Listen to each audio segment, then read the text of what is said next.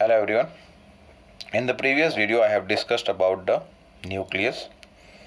Now in this video I am going to discuss about some small organelles which are present in the eukaryotic cell. The first one, let's see the cytoskeleton. What is cytoskeleton?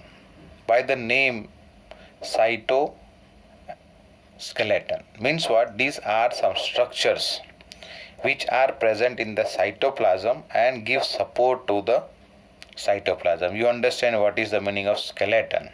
Means what? To give support to the cytoplasm, there are some network of filaments, or they are filamentous structure made up of proteins, and these structures are present in the cytoplasm and they are collectively referred to as cytoskeleton.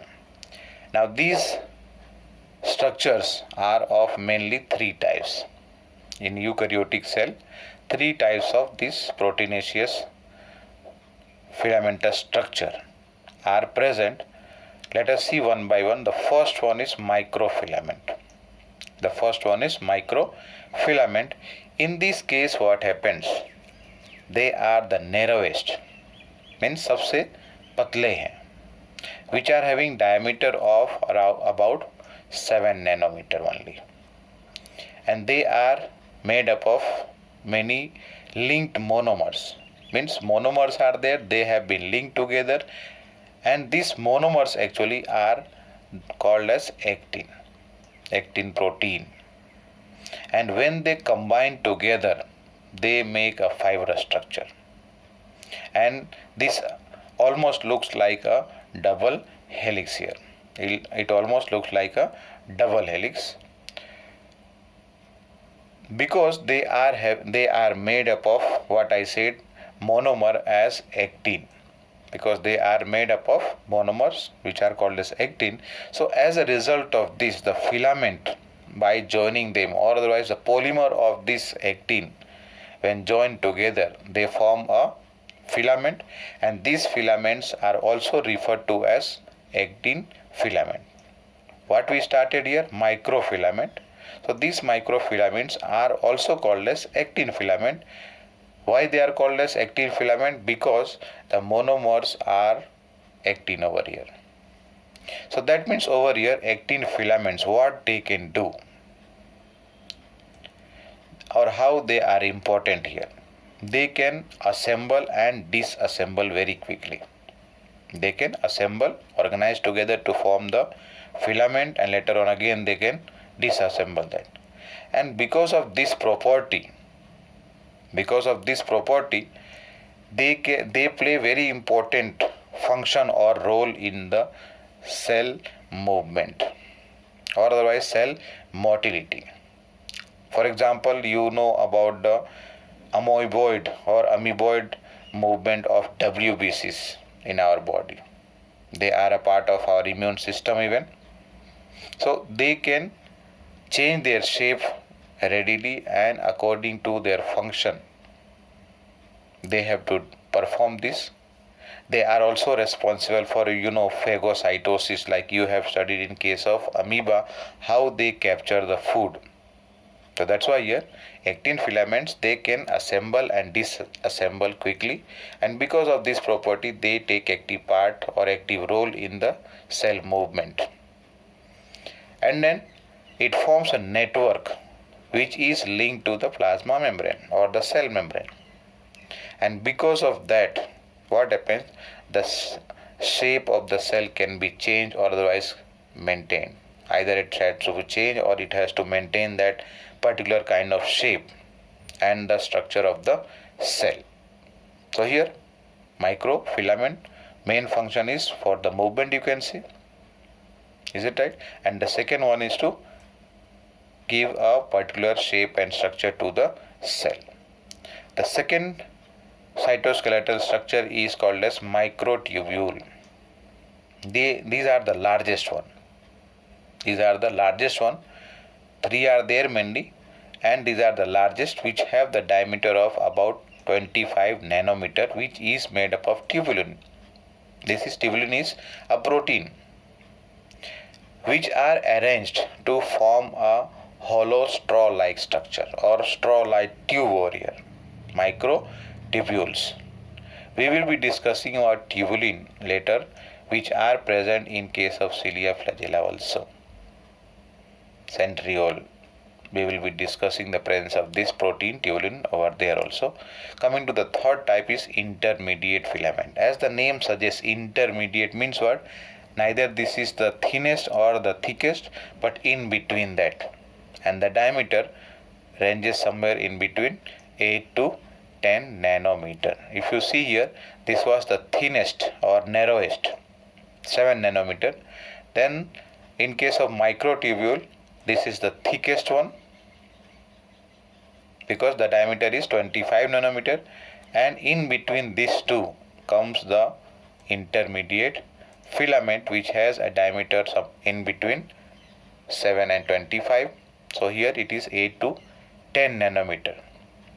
These intermediate filaments, they are more permanent, means they are not able to change like here in case of actin filament we discussed.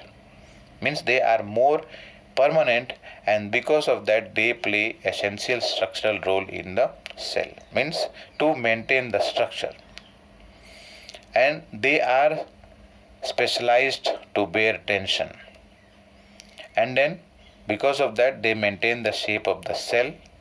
And with the help of this intermediate filament, what happens, they anchor the nucleus and keep nucleus at a particular position, and even they keep the other organelles in position, so that there is no change every now and then, change in position of organelles inside the cytoplasm. Now the various roles that they perform are mechanical support, motility we discussed, and also for maintenance of the shape of the cell. So that was about the cytoskeleton. Coming to the second one is the cilia and flagella. We have discussed this cilia and flagella in case of prokaryotic cell. Is it right? Now over there the arrangement of this cilia and flagella were little different, and here we are basically talking about the eukaryotic cilia and flagella. Now in this case, cilia and flagella, they are an outgrowth, hair-like outgrowth that comes out from the membrane, or otherwise the plasma membrane over here. Either you call it cell membrane or plasma membrane, both are same thing. Once again, cilia and flagella, they are the hair-like outgrowth from the cell membrane or the plasma membrane. First of all, let us see the cilia. These are, earlier we have discussed in case of prokaryotic organism or prokaryotic cell, that they are small structures and they function as an oar, so that they can help in the movement of the cell, in the liquid or fluid environment, or otherwise they are keeping themselves fixed at one position, but because they can move the surrounding fluid, so as a result of that, what happens, they will be able to move from one position to, or they can change their position, they can move from one place to another. Once again, cilia are small structures, they work like oars. You know how boating is done. So with the help of the oars, what happens, the water is pushed backward, so we are able to move in the forward direction. Very similar over here, the cilia is used as an oar to help the organism which possesses the cilia to move.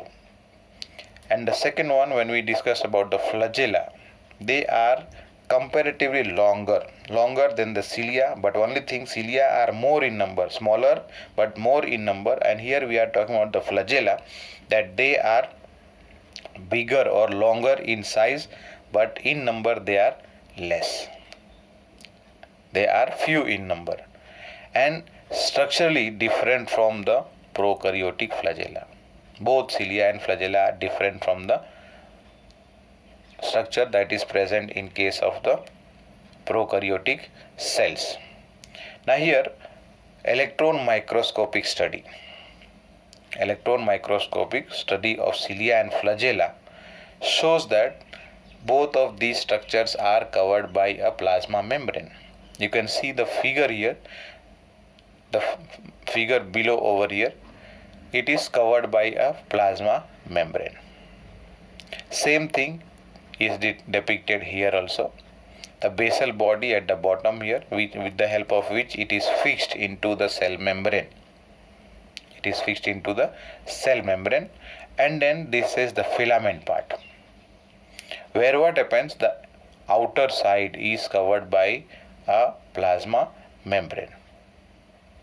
Outer side it is covered by a membrane, and on the inner side are present tubules which are made up of tubulin. If you remember earlier I had said.